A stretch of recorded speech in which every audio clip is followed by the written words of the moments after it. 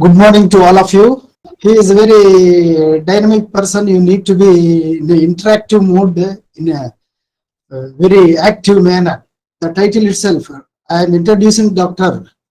Aditya Kumar Panda, who is a colleague of mine.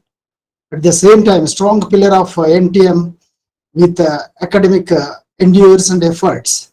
He has a multi-dimensional facet.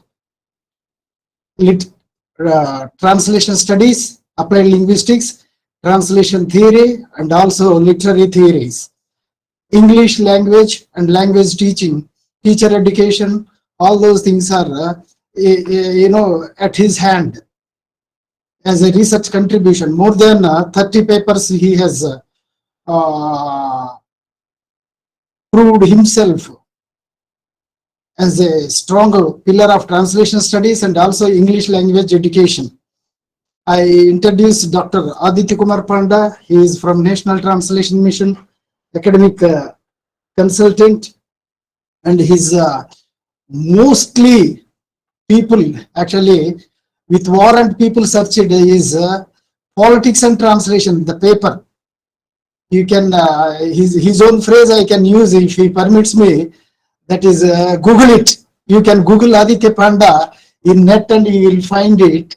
And one or two books, a couple of books I will introduce, determinants of translation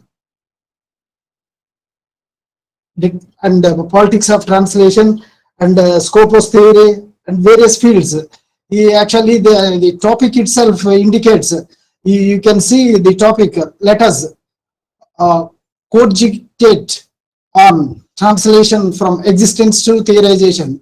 This is actually that Cogitate itself indicates his, how much sound he is in meaning and other issues. That is deeply meditating, intensively pondering over a thing. That is what Cogitate means. Let us hear from him. And there are several books, all the maximum, most of the stalwarts of translation studies, Jerry Munde, Douglas, Robert Douglas, and Susan Bassnett, and various people. He actually interviewed by reading all their research works and produced good interviews through his perception of translation studies as a subject. I invite you, Dr. Aditya Kumar Panda. All must be very active. This is a serious course of translation training. Over to Aditya Kumar Panda. Thank you, Doctor. Thank you for good words, and thank you for your introduction. I thank you all. I thank Dr. Khan. I thank the NCL Director for giving me an opportunity to deliver a talk here. What I will be doing, in an hour, I will be, dealing with some, pointing some parameters. I will be pointing at some factors that determine what a translation is. Okay. We have been working here for the last 10 to 15 years. We have been contemplating over translation studies, and what has this contributed to the development of knowledge system. We have been studying, doing research into many seminar, conferences, training programs. But I always say, let's start from the root. Let's start from the root. If we are 25 or 40 or 45 members here who are present, or if there are 45 trainees here, I will have a lot of questions for you this in this session, and I would I will be requesting all of you to think about the things that I will be pointing at. Okay, so don't go by the title of this lecture here. Sounds philosophical, but I will be trying, to take a path by considering the philosophical approach, the socio-political approach, and linguistic approach. I will try to, cover, all try to cover the noteworthy, the visible approaches to translation. So that's why my topic goes, let us cogitate on translation from existence to theorization. What am I going to do? How does a translation exist? What determines a translation? What are the factors that determine a translation? My friends, when we start this program, some of you were freshers. And now, most of you have translated something. So, you all are translators now. I can't say expert translators, but you all are translators. How much a context matters in translation? You have been translating. Let's see that. What is that context? Where do we go wrong? What does this context do? Does it contribute to a meaningful communication? Or is it responsible for a mistranslation? We'll be, discussing that. And the last question that I will be dealing with, how have they theorized and how do we theorize translation? Who are they? They here refers to translation studies scholars. And we refers to we all, whoever is present in this virtual platform right now. Okay, so let's proceed. These are the 4 questions I will be dealing with.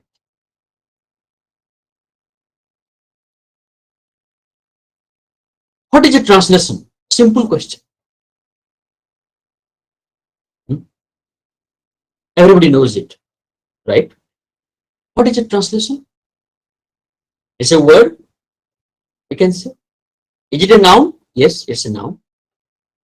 Translation is a book? Yes, translation is a book.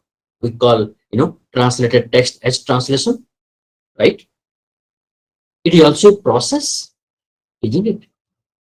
It is also a skill, correct? You are developing your skills every day. You are polishing your skill by doing translations. What does a translation have? Translation has word, right? It has also words, correct? It has a language that the translator deals with. Translation has a medium, yes, verbal or non-verbal, right? It has a history. Translation has translators, right? It has theories. It has societies, cultures, traditions, so on and so forth, right? Whatever you can think of. And what is this translation? And it is for whom? It is for whom? अनुवाद कहाँ पाए? अनुवाद किसके लिए? इतना तलने का कैसे बना लेती हैं? Excuse me, I think. Please mute yourself. I request you all to mute your microphone, mute your video also if possible. Okay. And if we are going into a discussion, the outside sound should not disturb us. That will be a very bad translation for me, right? So my question is, translation is for whom? You are translating for whom? I think a translator, translators, a translator translates for others. It is always for others. Target readers, target users, travelers, tourists, students, right? So on and so forth. You are doing a translation. As a part of this training program, you have been assigned some text and you are translating. That is the part of the training program, part of the practice session you are doing it to develop his translation skill. But why an agency translates a text? Why a society translates a text? Why an institution translates a text? For what? And for whom? This is also a question. And now, the fundamental basis for translation. Where do we translate?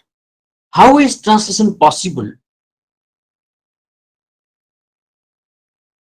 I have written a line there. Translation exists because languages exist. Because language speakers exist. And because interaction among them is possible. Because there is always an other. We have to do communication. We have to communicate. We have to enrich, our knowledge system. We have to strengthen our mother tongues. And what is translation there? When it exists for others, you are translating something for a target user. It means you are translating into a language, you are accepting that language. And when you are translating something into a target language for a group of target speakers, at the same time, you are accepting them. You want that they should also read this text in this way. How do we term it? Translation as an acceptance of others. Translation is never monolingual. It involves more than one language. It engages more than one speaker. It includes more than one factor.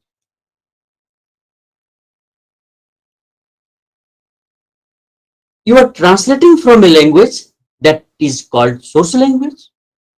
You are translating into a language that is known as target language. And you, as a translator, what are you doing? You are mediating, right? And at the same time, you are accepting the source and you are also accepting the target. Look, that's why some of the scholars call translation as a bridge.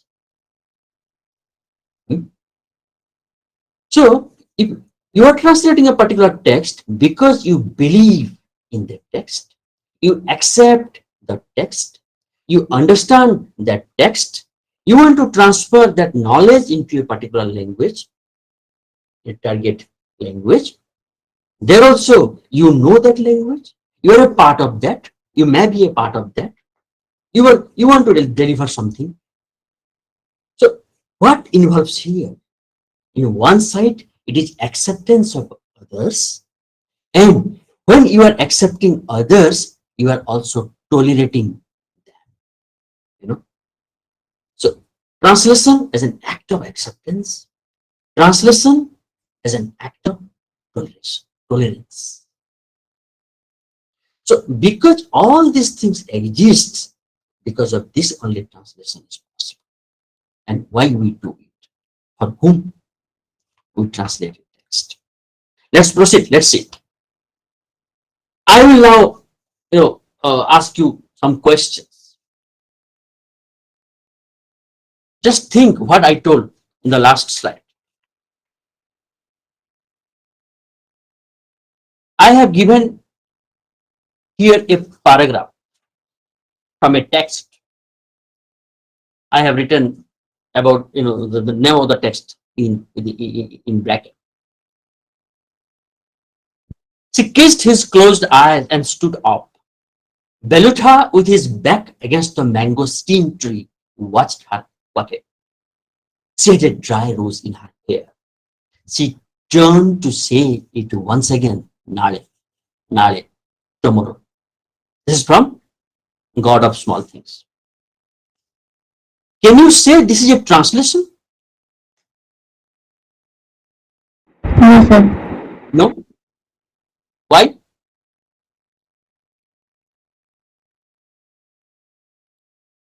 It is not a proper meaning, I think. I didn't get you, Banita. Why is this not a translation? Can you give me some thoughts? Sir, I think it's not in a proper meaning which we want to get it from that part. Banita, is this from a text? Yes, sir. Yes. Yes, sir. Yes. Have you read this text? I think it is from Arundhati Roy. Yes. I have just heard about it a bit. The Yes. story, actually. I have written that in bracket. The God of Small Things from. Yes, yes, sir. Yes. But, my dear friends, can you say this is a translation? I will say no because as much as I remember, Miss Arundhati Roy has written it in English only. So it has not been translated into any other language. So it can't be a translation. Yes. This is the original text. This can't be called a translation. Because you know who is Arundhati Roy, because you know she wrote this book, and this is from that book, so you can say it is not a translation, this is from an original book. But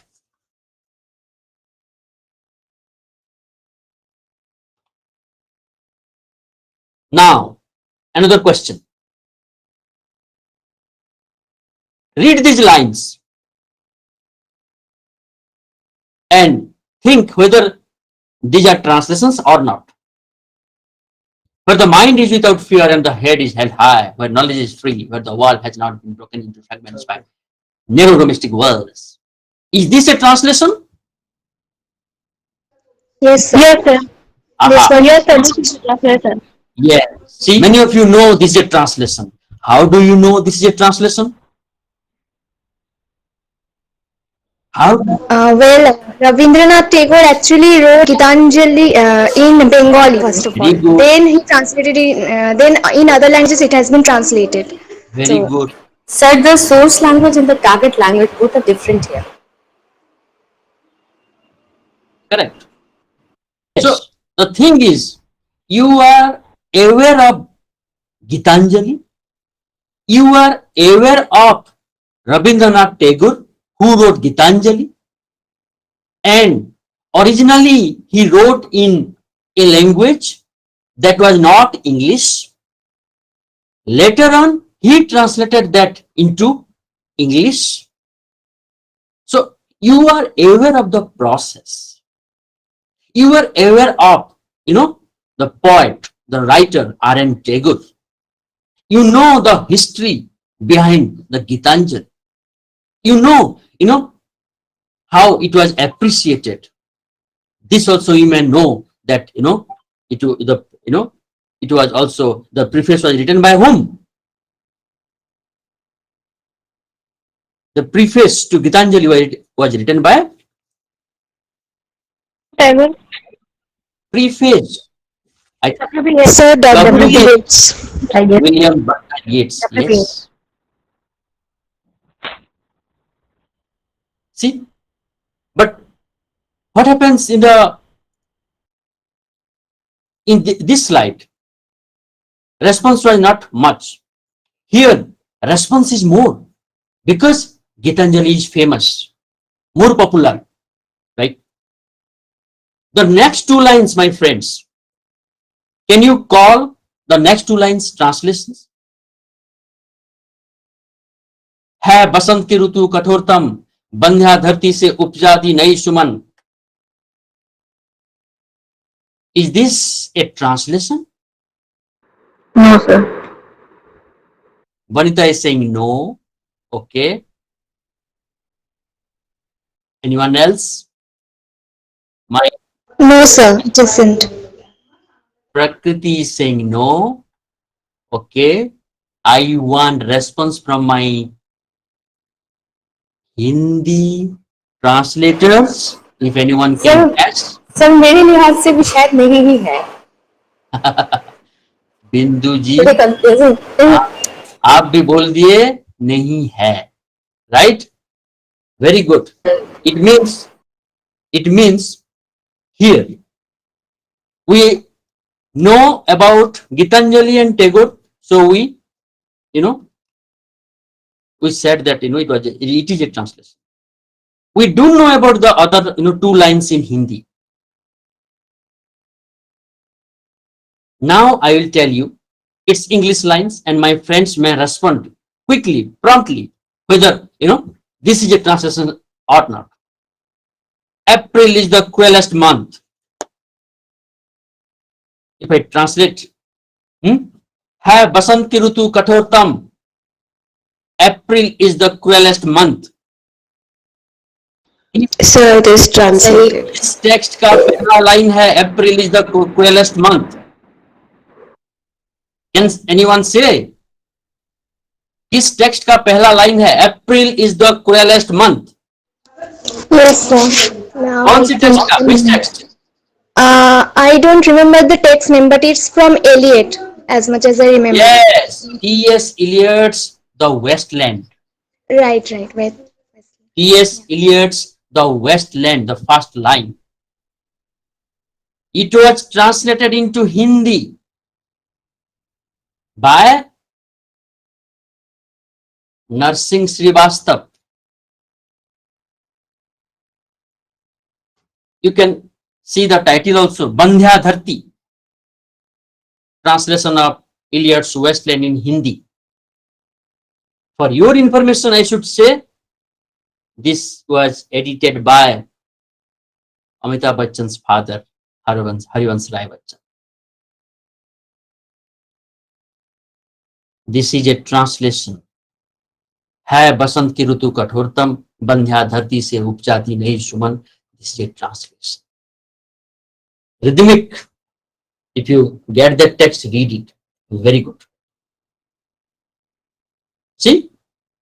Literal translation, word to word, but rhythmic. That aesthetic has been intact. So what happened here, my friends? How didn't you know this? But how did you know? Yeah, that was from Tagore. And he did not write in English. He translated that into English. But you didn't know about Narsingh Srivastav, translated Eliot's Western into Hindi. And by reading this, you go, no, this should not be a translation. This can't be a translation. You are saying like this.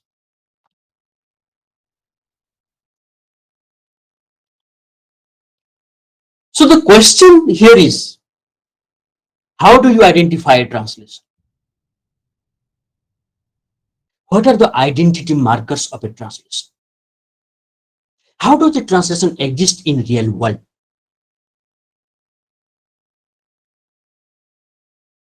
How do you know that Tagore's Gitanjali is a translation here?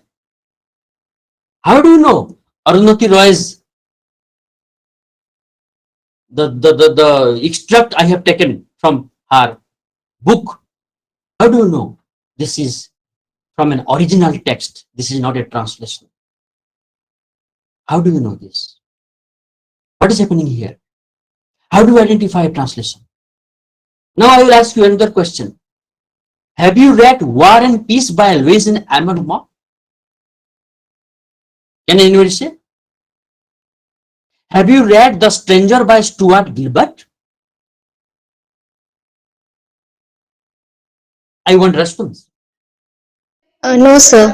Sir, War and Peace is written by Tolstoy. Yes, very good. Leo Tolstoy. In which language Tolstoy write? In Russian. In which language he wrote? Russian language. Russian. Russian. Then who are these people? Louis and Amour? What did they do? They must be the translators, sir. Yes. Translated into English. Yes, my friends. We are not aware of these translators. We don't know who translated War and Peace in English. Though we read the translated text, we did not read, Tolstoy's War and Peace in the original language, isn't it? Tolstoy did not write in English. Albert? Achha, and then the next one. Next question. Have you read The Stranger by Stuart Gilbert? Sir. Who wrote The Stranger? Who wrote The Stranger, my friends? The Stranger? Albert Camus. Yes, Albert Camus, French philosopher, French writer. And who is this person, Stuart Gilbert? He might have been the translator who translated it into English. Yes. So what is happening here? You have read translations, isn't it? Yes, sir. None of us has read these books in the original language, but we all have read, we all are reading The War and Peace in English, The Stranger in English. This is true, for many popular texts. So when I'm asking you, do you know this Louis and Amour? You don't have any answer. But you recognize War and Peace. Yes, there exists a text, War and Peace, there exists, and it was written by Leo Tolstoy. That we know, but we don't know who are these people. We know The Stranger, written by Albert Camus. But who is this Stuart Gilbert? What is happening here? Tagore's Gitanjali was translated by himself. By Tagore himself. You are aware of that.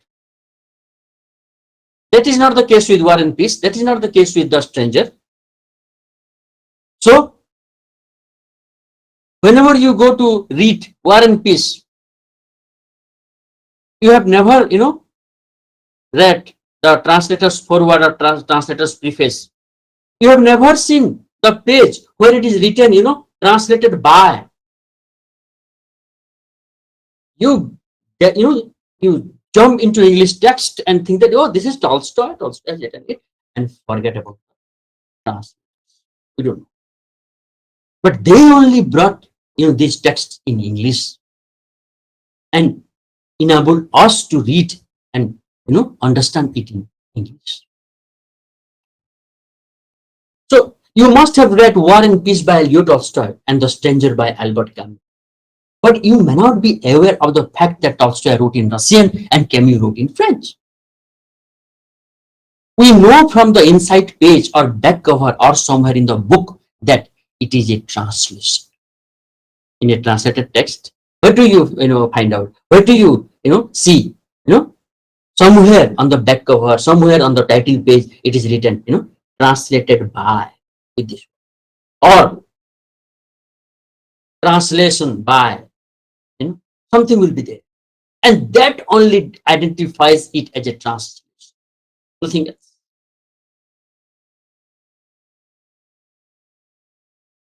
So how are you aware of it? Because you know Arun Tagore and he wrote it, he translated it. You are aware of the process, so you know it is a translation. You are not aware of the process behind Bandhya Dharti, how it was translated into Hindi.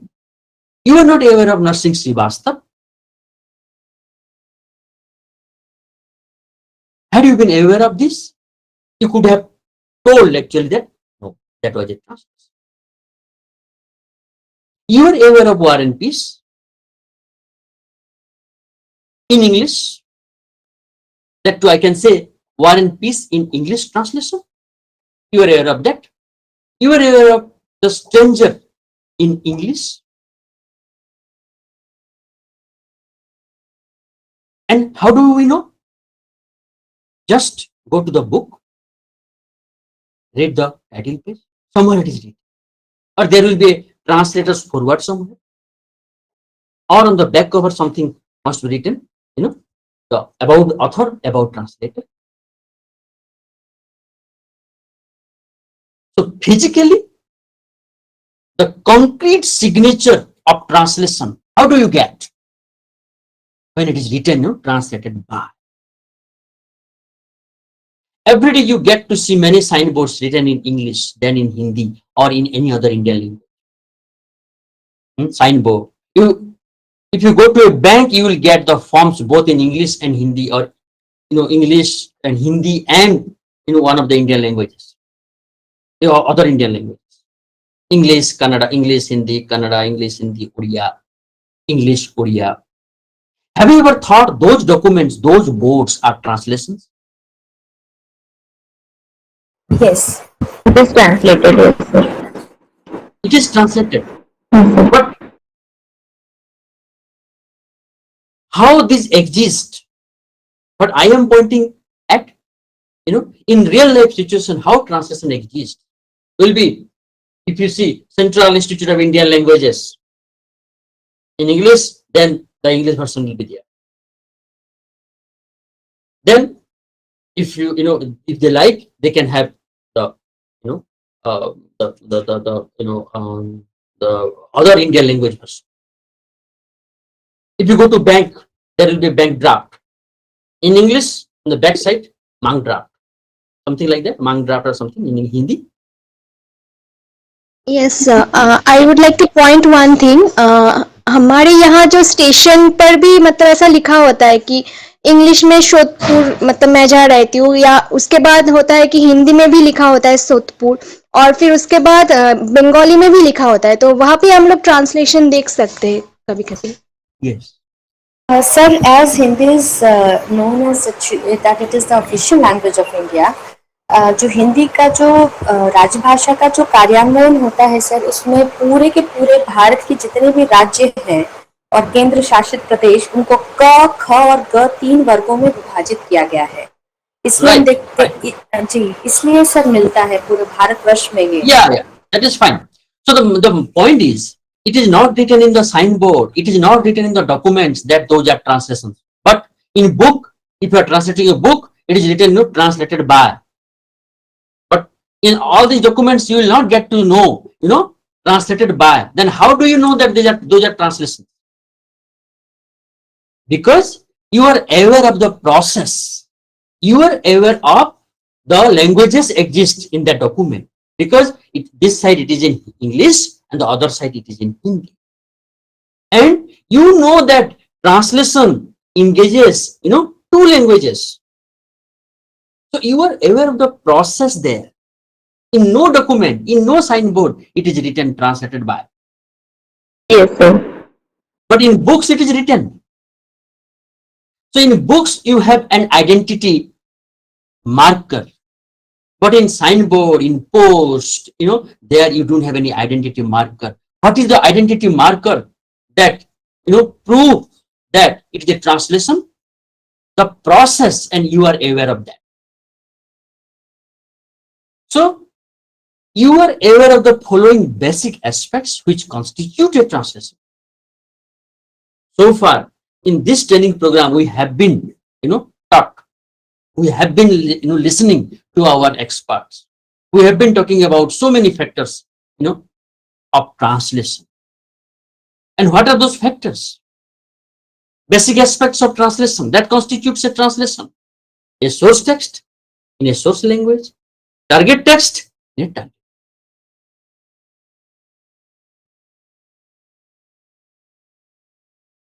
So, translation is a process and a product. As the product is a result of a process, one should concentrate more on translation as a process. So, whatever we have discussed so far, those are actually, somewhere, they determine what a translation is. But here my discussion will be more on translation as a process and how it is determined. What do you do in translation? How do you translate? What do you think while translating? What are the decisions you take in a translation? What are the problems you face while translating? These are some basic questions and very difficult questions. What do you do in translation? You can't write in one sentence. If you write also, you are not satisfied. How do you translate? You have to write down the process. What do you think while translating? It's a big question. While translating paper boat, what did you think? While translating Wordsworth's Solitary Reaper, what were you thinking?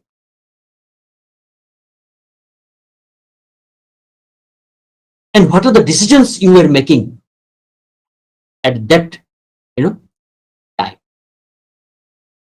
What are the problems you were facing? So when we will be discussing, the answers to all these questions, we will be getting, some determinants of translation. What are the things do we translate from a text? Now you all have translated text. Now please, point out, what are the things do we translate from a text? Yes? Can somebody tell me? The meaning, then the style, Message. passage, the rhyme. Okay, very good. Then go on, saying. What are the things we The translate? sense in the sense. She told meaning, the same thing. Sense and meaning, both the same. Right? Go on saying. What are the things we Culture. translate? Culture, okay, fine. Try to sustain the tone. Nearest meaning of the word. Rhyme. You all are saying meaning, but you are not able to see other things also. You know what is a text? You know how a text exists. You know how a text is composed of, right? You know the compositional elements of a text. Yes, now you can see. What are the things you translate? Sir, as William Wordsworth is known as a poet of romanticism, so we are also supposed to know that what is romanticism and what is the basic ideology or notion behind romanticism. Yes, fine. So, Yeah. So what is that? the culture and ideology, the history, tradition, right? Yes, sir. So what do you translate? How is that ideology expressed? How is that romantic spirit captured? It is not solitary reaper. It is written in words, right? It is written in English language. It has words. It has sentences. It has stanza. It is a text. It has a culture. It has a history. It has the poet's ideology, the poet's subjectivity, right? It has its own discourse. So when we translate, all these things come. All these elements make a composite, make the composition for translation. So many things. That's why I have given, at last question mark. What do we translate when we translate words or words in sentences? You tell me.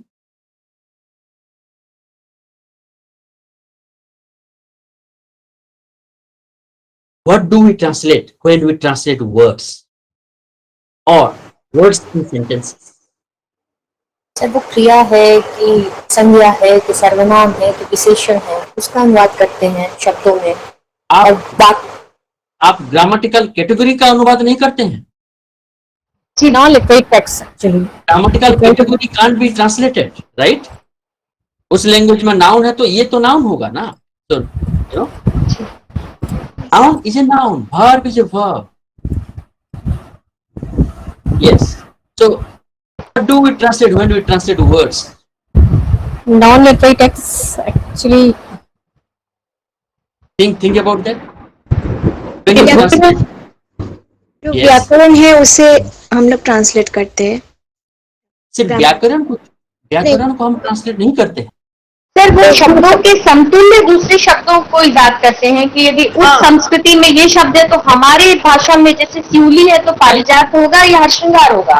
Yes, समतुल्य शब्द। Yes, तो बात ये है कि आपका जो source text है, सोर्स टेक्स्ट में जैसे ग्रामर है, टारगेट टेक्स्ट का खुद का अपना ग्रामर है, तो हम टारगेट टेक्स्ट के व्याकरण में हम ढालते हैं उसको, लेकिन सोर्स टेक्स्ट के ग्रामर को हम ट्रांसलेट नहीं करते हैं, लेकिन टारगेट टेक्स्ट के ग्रामर में हम ढालते हैं उसको। लेकिन क्या ट्रांसलेट करते हैं?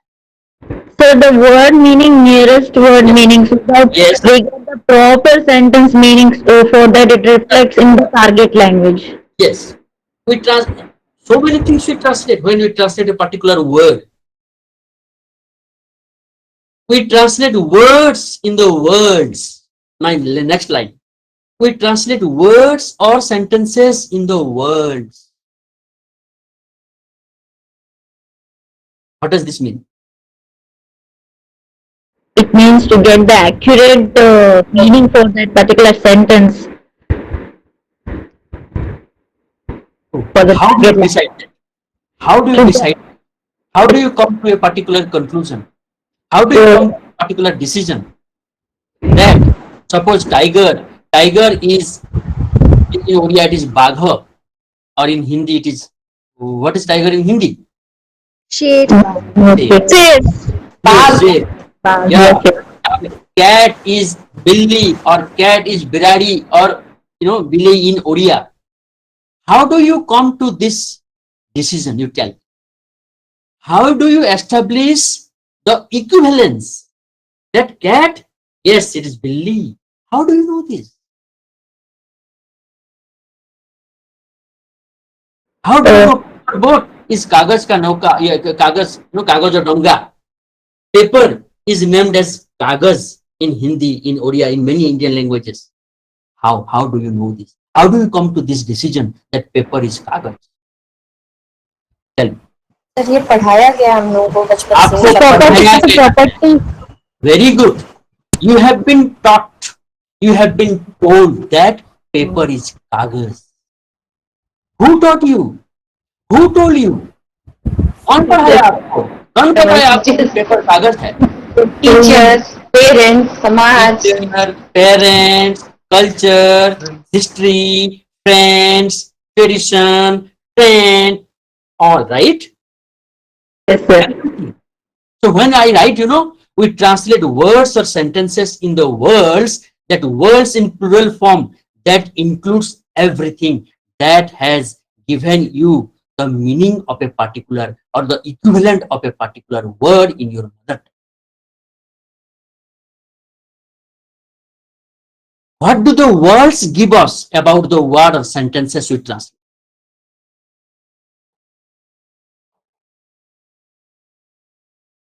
Paper boat.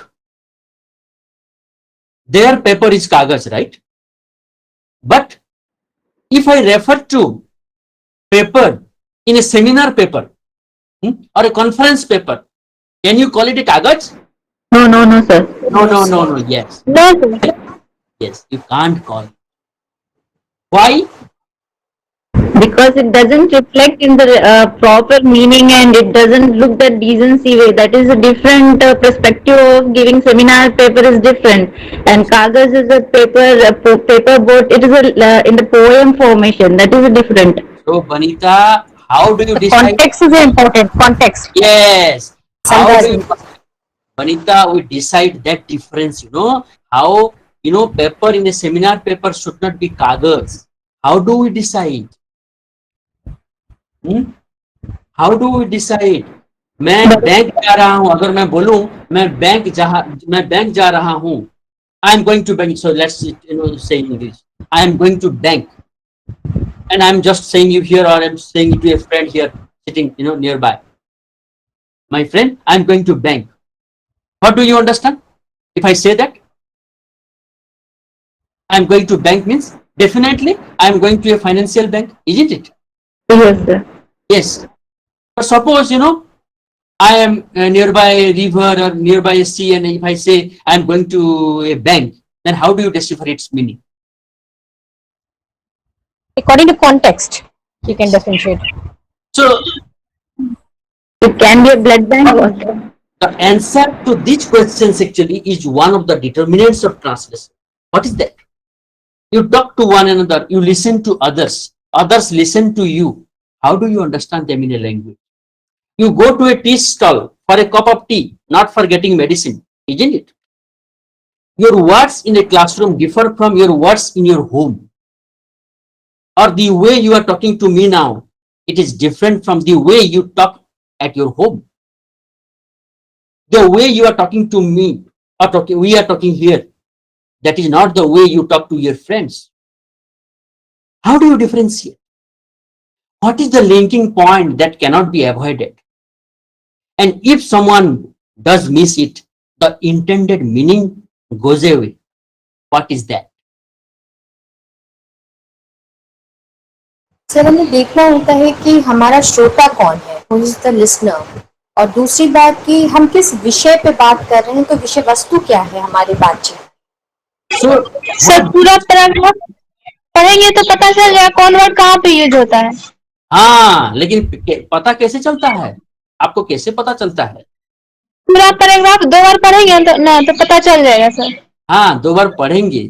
आप जो एक्ट ऑफ रीडिंग जो है आपका, जो आप जो पढ़ते हैं, आप कैसे समझते हैं कि ये है पेपर कागज है? आप कैसे समझे उसको? बहुत सारा वर्ड जो रहता है ना उसमें पता चल जाएगा कि ये पेपर के बारे में बात हो रहा है या दूसरे चीज के बारे में. सर किसी विषय का टाइटल से भी हमें पता चल सकता है कि वो. हाँ ये तो टाइटल से टाइटल से भी पता चल सकता है, लेकिन as my friend told, you have been taught, you have been told, you have been trained.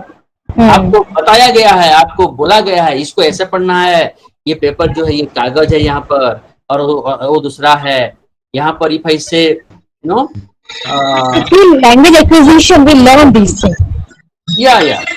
Sir शब्दों के अलावा जो भाषा के बारे में है कि भाषा ध्वन्यात्मक प्रतीकों की व्यवस्था है, तो जो प्रतीक होते हैं, जो सिंबल्स होते हैं, वो भी हमें बचपन से सिखाए जाते हैं. Yes. इसलिए वो जहन में आ जाते हैं एकदम से. Yes. बिल्कुल. So what is the linking point? My friend, already you have answered this question. That is the context. It is the context actually that determines, how should you translate a particular word or sentence or a paragraph or a text. What is a context? Just look at the definition, simple definition by a dictionary. The situation in which something happens and that helps you to understand. Second definition is interesting. The words that come just before and after a word, phrase, or statement and help you to understand its meaning. So it is one of the determinants of translation that specifies, that prioritizes the meaning. If somebody is going to bank, it is financial bank or it is river bank. How do we know? Because the speaker and the listener, the speaker and the hearer, they are existing in a particular space and time, and they understand each other, and they belong to a tradition, they belong to a particular system, and that system or that tradition, that have mutual intelligibility, mutual understanding, so that I can understand that if somebody says that she is going to bank, yeah, I understand whether financial bank or river. So how do you understand the meaning in a context? What is context? Context is in between a speaker and a hearer, and it is present reciprocally. If I am saying something and if you don't understand it, then it is not meaningful, and we are out of context. Suppose I'm we are discussing on translation here, and I start something on geometry here, something on trigonometry. That will be out of context. Yes, sir.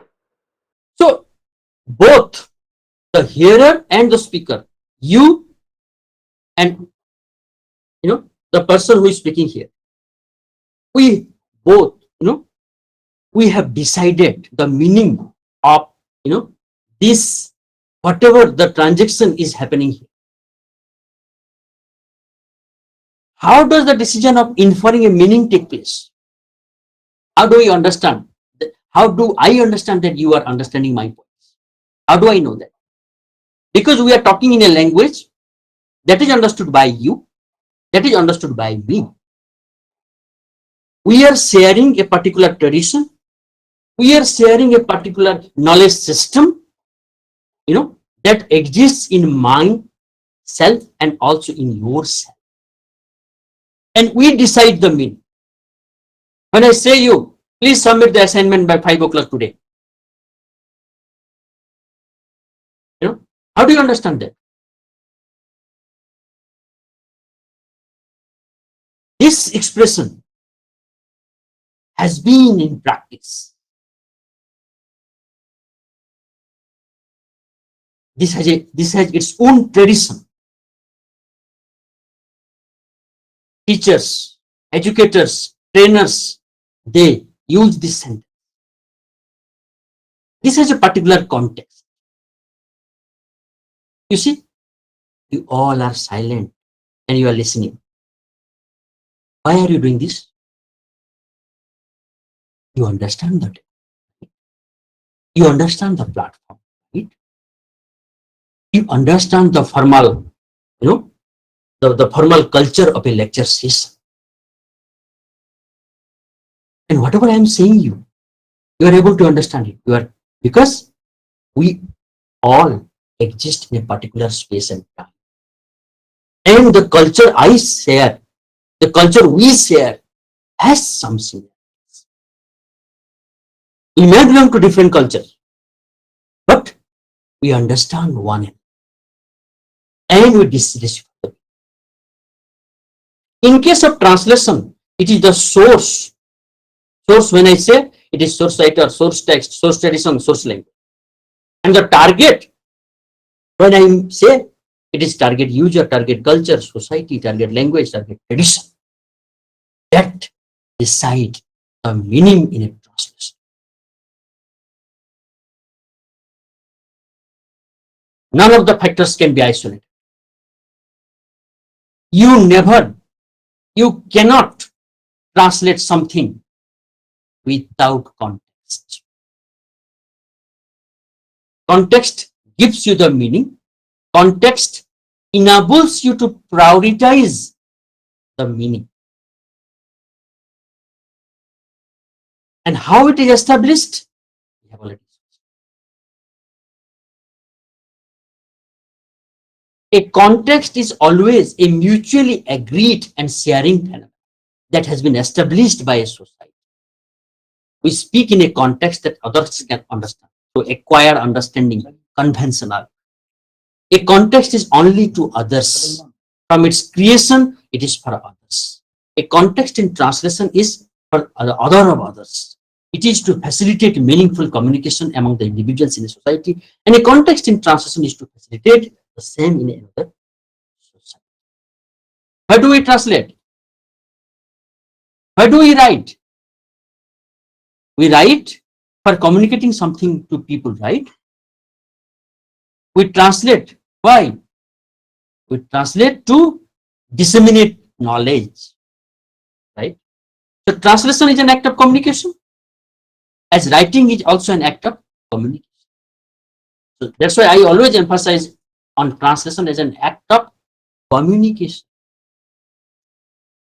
That's why we should acquire skills for translation. And sometimes I feel that, translation cannot be a part of, the knowledge, but it can only be a part of skill. Because you are translating and you are giving a text, that text has knowledge.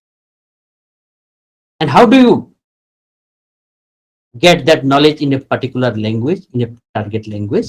Through the act of translation. A source word may have more than one equivalent in a target language. This is true. The word duty has dharma, karma, kartabya as its equivalents in many Indian languages. Right? How do you decide? If I say duty, in our one of the assignments, the word duty was there, right? The word duty was there. And most, some people have translated duty as kartabya. And some others have translated it as dharma. Right? How do you decide this? If duty, an English word, has dharma, karma, kartabya as the equivalents, which one should you choose? Who will decide that? And how do you decide that? It is the context that will enable you, that will empower you to decide one of the equivalents, which should be prioritized. There has been an established tradition of using each of these equivalents in their respective contexts.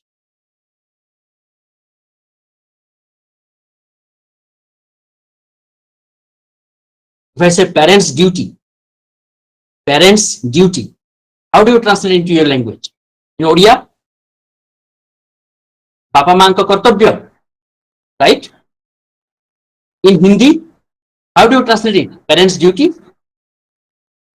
अभिभावक से कर्तव्य Kartabya. अभिभावक कर्तव्य Kartabya.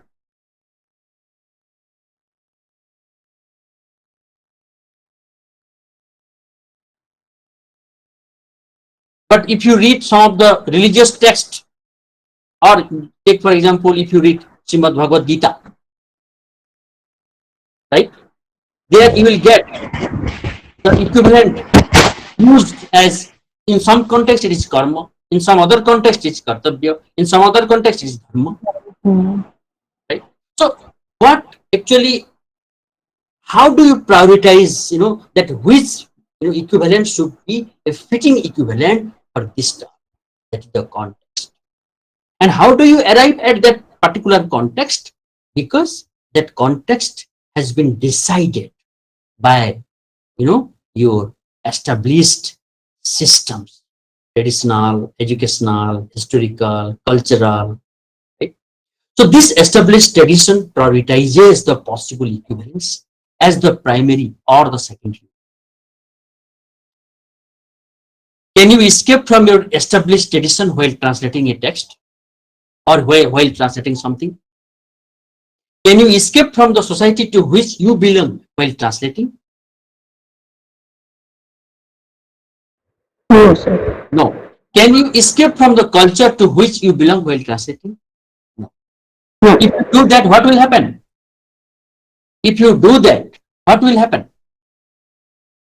Suppose if you are translating something and it is not as per your culture or society, what will happen?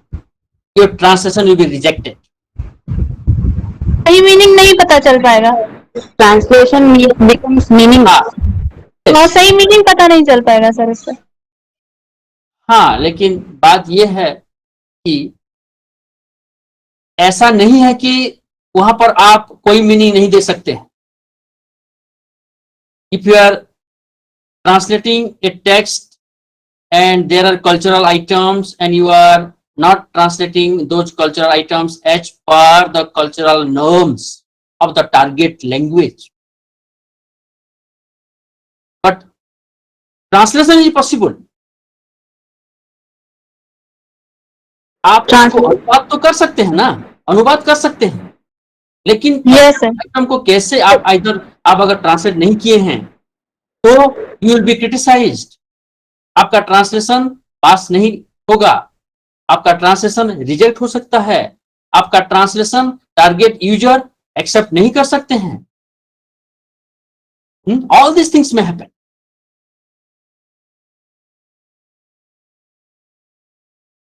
Suppose there are some terms, sensitive terms in a particular source text, and you are translating you are translating into a language where you are not you are just omitting those sensitive words. Like sir, saubhagya is a known word. Saubhagya matlab married womenhood. Like, so it is very difficult to convey that in English. Means for the foreign people, isn't it? Yeah. Yes. Yeah. That is actually that is a different point. Actually, what I am actually hinting at here is that while translating a text for a particular language or particular target user, we cannot go or we cannot compromise with the cultural norms that exist in that particular language or in that particular society or culture. Okay. So we have to understand the target language culture also. Suppose we are Indian, we used to this Indian culture, we know everyone. We don't know about the Western culture or Western language that some community is going on. We have to understand first what it is, what basis they are going, and what emotions they are there, and then we have to understand. Actually, my friend, suppose you are translating D.H. Lawrence novel into your mother tongue. Okay, D.H. Lawrence novel where some elements are very explicit, right? And if you are translating into one of the Indian languages, then that language speakers and the language users are very conservative. You cannot actually translate. If you translate, then some issues will come up, like your translation will be rejected, people will criticize you, there will be lot of such things happening on your translation. Okay, so that's a different thing. Sir culture के बारे में पता करेंगे, dictionary में देखेंगे, exact meaning देने की कोशिश करेंगे. सर एग्जैक्ट मीनिंग देने की कोशिश करेंगे. हाँ, बिल्कुल वो तो ठीक है, वो तो ठीक है. ओके, एग्जैक्ट मीनिंग देने की कोशिश तो जरूर करेंगे आप. ठीक है, ऐसा कोई मीनिंग मत दीजिए जो टारगेट लैंग्वेज में एग्जिस्ट नहीं करता हो और जो टारगेट यूजर को जो टारगेट यूजर के एक्सेप्टेबिलिटी में नहीं आएगा. ठीक है, ऐसा कुछ भी आप मीनिंग या ऐसा कुछ भी वर्ड आप यूज नहीं कर सकते हैं जो टारगेट यूजर या टारगेट रीडर उसको एक्सेप्ट नहीं करेगा. Yes sir, this is the point. Suppose I have given some examples here. There is a popular scientific this is a text by Stephen Hawking. If you are aware of this text, A Brief History of Time, I think most of you are aware of this text, A Brief History of Time, Yes, sir. right? Yes. And the first sentence goes, a well-known scientist, some say it was, Button Russell, once gave a public lecture on astronomy. This is the English text actually that, Stephen wrote. When this was translated into Greek, when it was translated into Greek, the first line, how did they translate? You look at that translation. Alice in Wonderland once was giving a lecture about astronomy.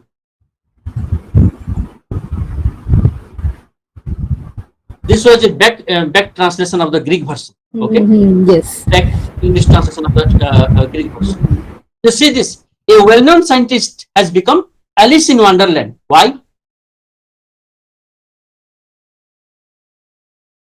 So he has considered scientist as a Alice in Wonderland. No, my friend. If you send it to to an expert, they may also reject this translation, isn't it? They may also and they may right away reject it. But this text in Greek, it was a hit. The Greek version of Brief History of Time, it was a hit. It was a bestseller. And the first line goes like this. If I translate into English, it is read like Alice in Wonderland once was giving a lecture about astronomy. Why did the publisher, why did the translator do this? Sometimes it is because of the request by the agency who is giving you translation work. Sometimes it is the request from the publisher who has assigned you translation work. Why did they change this well-known scientist to Alice in Wonderland? To make it more popular, to make it more famous. And Alice in Wonderland, it is always a bestseller. It is a popular text. Everybody reads it. So the translator here goes with the publisher or the editor's decision. Because the publisher, my friends, remember, the publisher always goes by market. The publisher always goes by market. And if you are taking an assignment from a publisher, you need to have an agreement with them, isn't it? And in the agreement, they will specify what to do, what not to do. Okay. And that they design based on their market income. So, what happened there in the Greek version?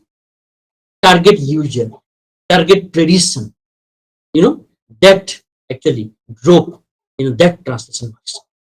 So, target user, target tradition drives your translation.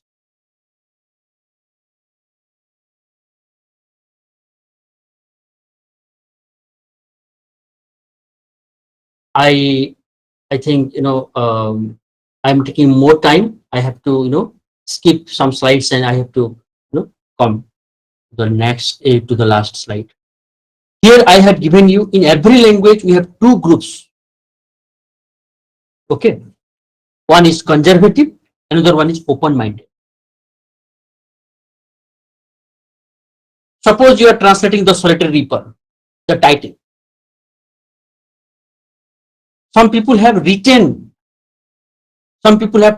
transliterated it as Solitary Reaper. Okay. Some people have translated it Sasya Kotal or Ekaki ba Nisanga Sasya Kotal.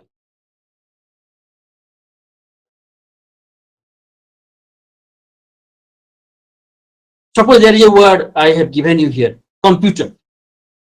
In many Indian languages, people have been using computer. They are using transliterated form, computer. In Hindi, they have coined a word that is Sanganak. But are they using it? Maybe some text. Or some dictionaries they might be using, I don't know.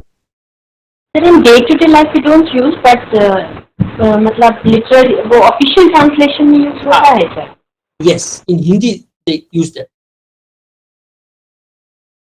In Odia there is no, no established term or coin term for computer, and we use computer, computer. Mouse, mouse. Email, email. But I don't know how much my Tamil friends are aware of. If I ask now my Tamil friends, do you have a word for mouse in Tamil? Computer mouse. I'm talking about computer mouse. My Tamil friends can respond to it.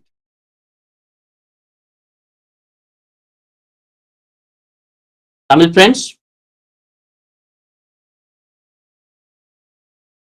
Sir, yes, sir. Words having for mouse. I'll Google it, sir. You have a word for mouse. You have a word for download. You Yes, have a yes, word for sir. email. This is what is happening in Tamil. Sir, in Tamil, for computer, the word is kanini. Kanini. You have coined it and you are using it widely. For searching, the word is tedburi. Likewise, there are so many words for kanini. Yeah. Download also you have a word. I know. Yes, sir. Yes, sir. Yes, sir. Yes. See, look, my other language friends, look at this. In your language, you may not have a word for download. Download, we are using as download. In Marathi, we call computer as Sanganak. Right? So, what happens here actually? Sanganak. Yes, Sanganak. Yeah, that is from Sanskrit only. So, what is happening here? Either you translate it or you go, or you accept it and transliterate it. That will be decided by your, target speaker. What is in use? In Tamil, they have coined it and they are using it. So they have to translate it. In Odia, they have transliterated it. So they have to use transliterated form. You have to go by your target user, target speaker. And if there is a standardization process happening in your language, very good. The standardization process, terms are, decided what should be used for computer. If you're using computer, whether should we use computer or Sanganam everywhere. If there is a standardization process, very good. It is welcome. And that will decide actually what you should use in your translation. Okay, so how many factors how many determinants so far we have got that determine, the form and function of translation? Context, source. In the source, you have source writer, source text, source language, source culture, tradition. Target user, target language, target culture, tradition. Okay. So far we have discussed all these things. Now what is missing here? Who does? Who thinks? Who acts? Who writes? Who translates? Who is the agent?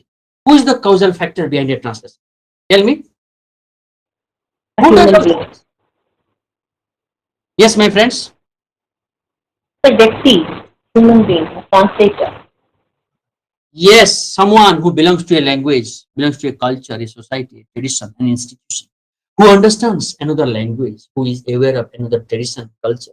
Who is this? You. Translator as a determinant. You.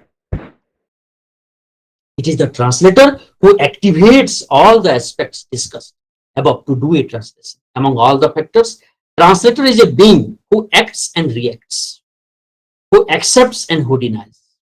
In the act of translation, translator is only the living entity. Remember this. Translator is the only living entity in the act, in the whole act of translation, who decides, who acts, who rejects, who decides, who accepts, who denies. Okay. So before closing this, I have the last question of my first slide. The question was, how do they theorize and how do we theorize? so that how the various translation studies scholars have theorized translation and how they have come to some determinants of translation, that I will be just discussing with you in 5 to 10 minutes. That's all, and we will conclude this session. Okay, so just take a snapshot of this slide, because this is the most important slide if you want to pursue a career in translation, if you want to do a research in translation studies, this is the slide that will help you a lot. Okay, here we have actually I have collected the seminal essays on translation that will describe about the determinants of translation. Okay, just take a snapshot. You can Google all these essays. All these essays are freely available in Google. You can download, you can read, you can do research, you can write papers, you can polish or revise your skills and knowledge. Walter Benjamin, many of the in translation studies they prescribe this essay actually, the task of the translator. It sounds more philosophical, but you can read it. Okay, it's not difficult. Okay, and he goes by this actually there when he says Walter Benjamin, translation is a supplement. Translation is never a derivative act. If something is there in a source language, and if you can translate it, so that source text has that capability, and in translation it goes for another version. It is a new creation in a target language. Walter Benjamin never thinks about translation, thinks of translation as a secondary act. He always equates it with the original text. He says translation supplements the original. Okay, it widens the source text. It widens the readership of the source text. That he was. Read this essay. Okay. Quine, William van Orman Quine, the famous essay Meaning and Translation. Read this essay, an American philosopher, but a seminal essay on language and translation. But he says, meaning is in speaker's mind. Indeterminacy of reference. How do you interpret if the speaker is not there? If the source is not there? And he has given one example from his field study. Gavagai in Arunta.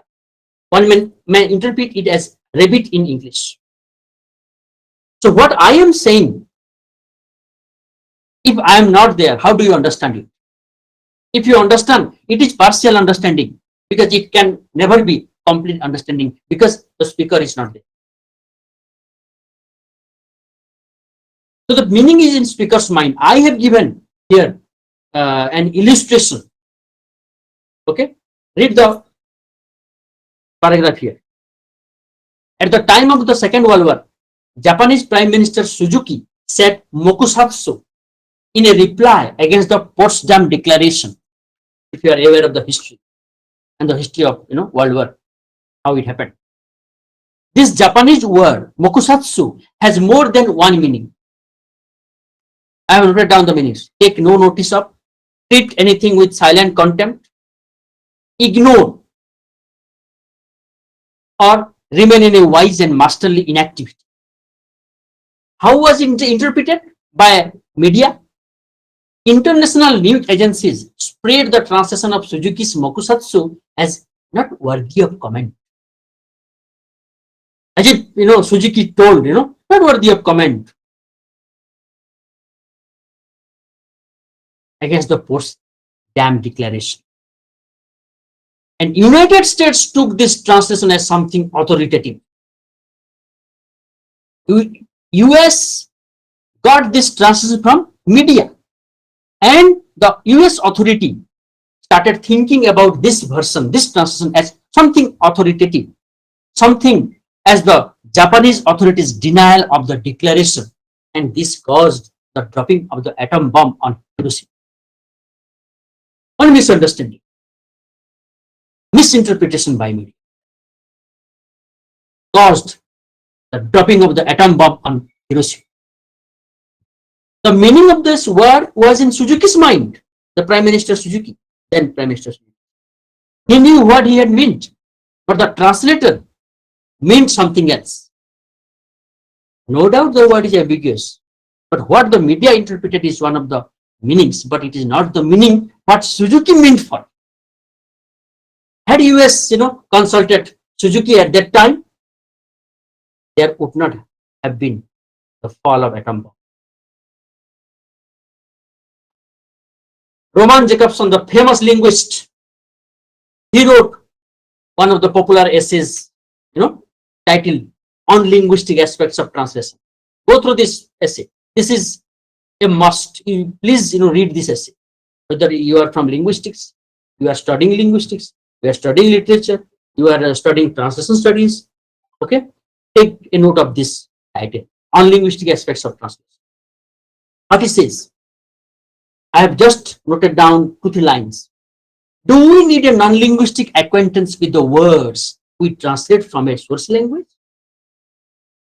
If I translate Sindur, that's an Indian woman. If I translate Sindur into English, or suppose an Englishman translates, a text and that has the word Sindur in it into, English,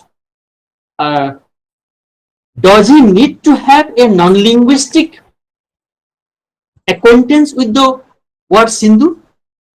Does he need to travel? Does he need to, see what is Sindhu physically? Or he can translate it simply? Will you only be able to translate cheese when you can see it physically present in front of you? Or you have a linguistic acquaintance with it, you know about it, its context, but you have never seen it or experienced it, but you can trust.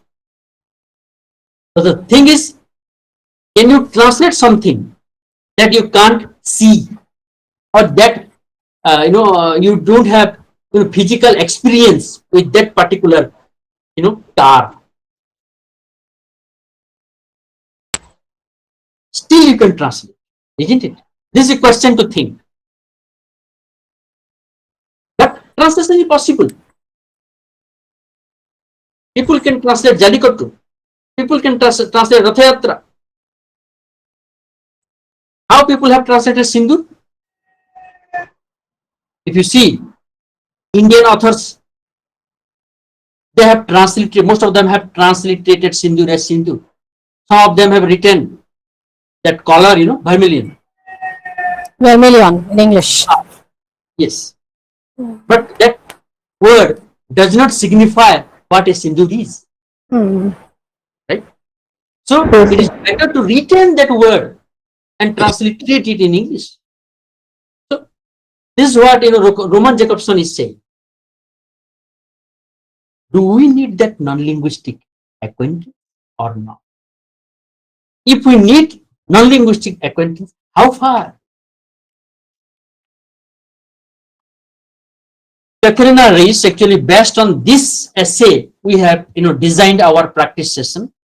Catherine Rees, one of the translation studies scholars, the seminal essay titled Kind and Individuality of Text, Decision Making in Translation. Download it. She is saying, the translator has to decide what type of text he or she is going to deal with. Is it informative type? Is it expressive type? Is it operative type? If you are translating paper boat, what type of a text it is?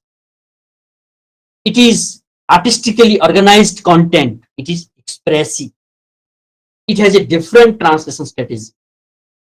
If you are translating solar system, paragraph on solar system into your mother tongue, is that aesthetically organized content? No. It is a scientific text. See, named it informative type. All knowledge texts, whatever NTM has been translating and will be translating, all knowledge texts fall under informative type. Whatever Sahitya Academy is translating, whatever Sahitya Academy is translating, that will mostly fall under expressive type. And the third one is operative type. What is operative type? Slogan, advertisement, call to action. In localization, we call it CTA, call to action. If I say, oh, it's hot, switch on the fan, please, it means somebody will stand up and switch on the fan. It is operative. It demands an action from the listener. Remember, informative type, it is the content, communication of the content, its style, its organization, all these things are different. If it is expressive, it is artistic. If it is operative, it is the content with a persuasive character that demands an action from the listener. Whatever assignment you got yesterday, those fall under informative type. Whatever assignment you got last week, they come under expressive. And each of these type has its own translation strategy. You cannot apply the translation strategy used in expressive type of text, in an informative type of text. You cannot, the way you are translating physics, that is not the way you will translate a literary text. George Taylor, the hermeneutic motion, this is more philosophical. This you can skip it. Okay, this is more philosophical and more into the artistic representation of translation. Okay, you can skip it. Itamar Ibn Johar, another translation studies scholar, and also he's a scholar in culture studies. And this seminal essays, the position of translator literature within the literary policy system. He has done this research and found that translation exists in a particular system, and that system is not a singular system, but it is a policy system. That is what he means. History of literature is mostly the history of translated literature. If you read history of Marathi literature, if you read history of Odia literature, if you read history of Hindi literature, how much of that history is translation? Definitely it is more than the original writings. So translated literature occupies either a central position or a peripheral position in a literary system. This is again, if you are pursuing in something on translation studies, you can read this essay. Okay, and the last line is important. A translation can be determined by the rules and functioning of target policy system. That's why his, I think I have, yes, you see, they belong to the same department. Itamar Ibn Johar, literary policy system, this is policy system theory. Then you have Gideon theory, the nature and role of norms in translation. This is a very good essay, and this will give you, more determinants of translation. And the one line you need to remember from his essay: norms determine translation. Target norm, the target style, the usage, the convention, the acceptability, whatever exists there, those things determine the translation.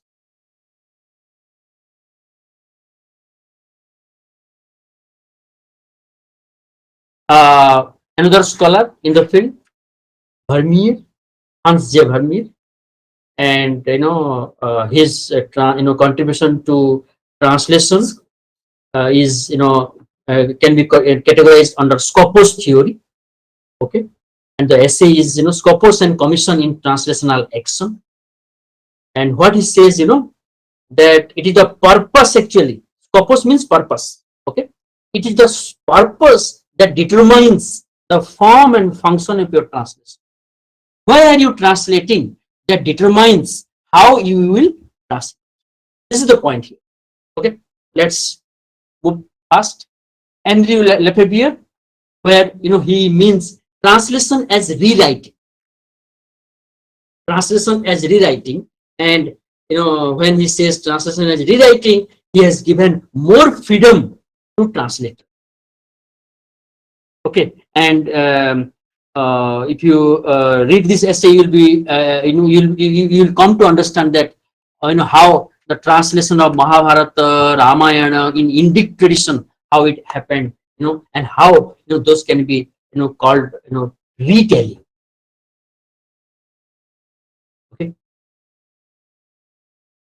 Anthony Pym, the last actually I have quoted here, the last the translation studies scholar, very active, very prompt in the field, till today. And this essay, a typology of translation solutions for many languages, postscript, a flaw in the dream. What he means, there cannot be any universal typology of translation solutions which can be applied across languages and culture. Remember, there cannot be one strategy. There cannot be one method of translation. Okay. Remember this. And the method I have used for a particular translation and the method my friends have used for the same translation, there will be differences. That's why I say, if we are 40 translators are present here, and if we are translating to R.N. Tagore's paper board, we will get 40 versions, and you will get 40 method also.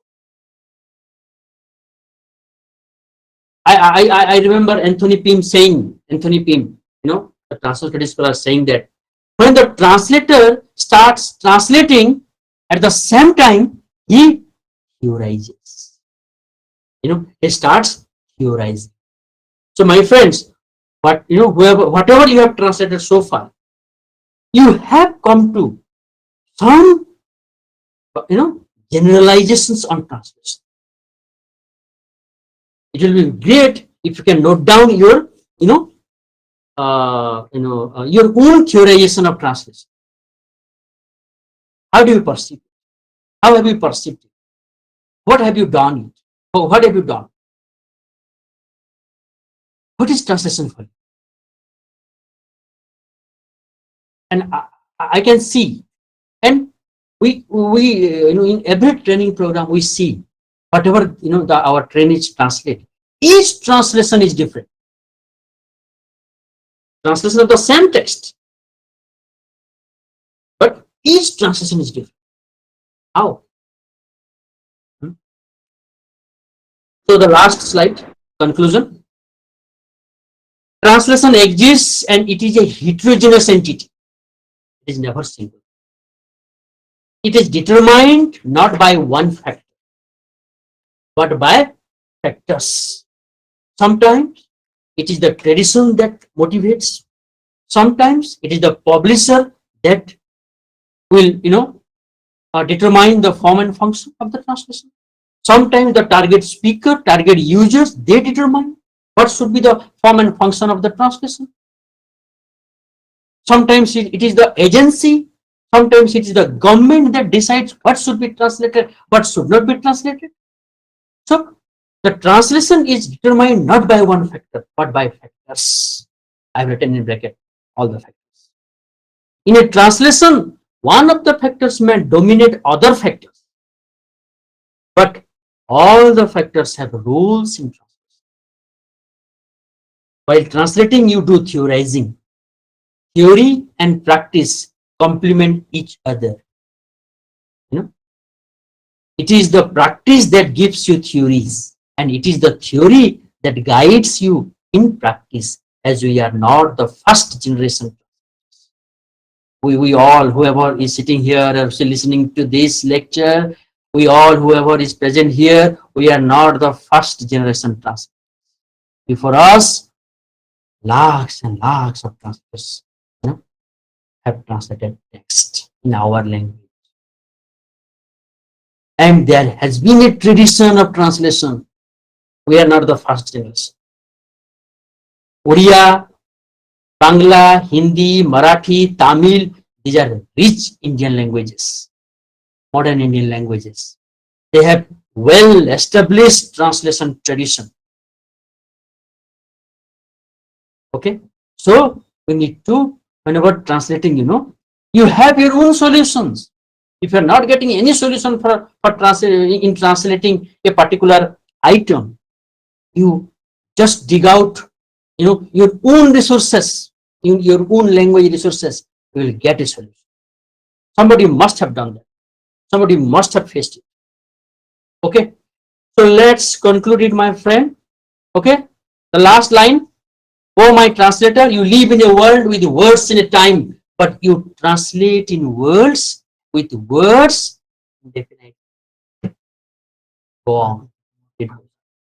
Okay, thank you.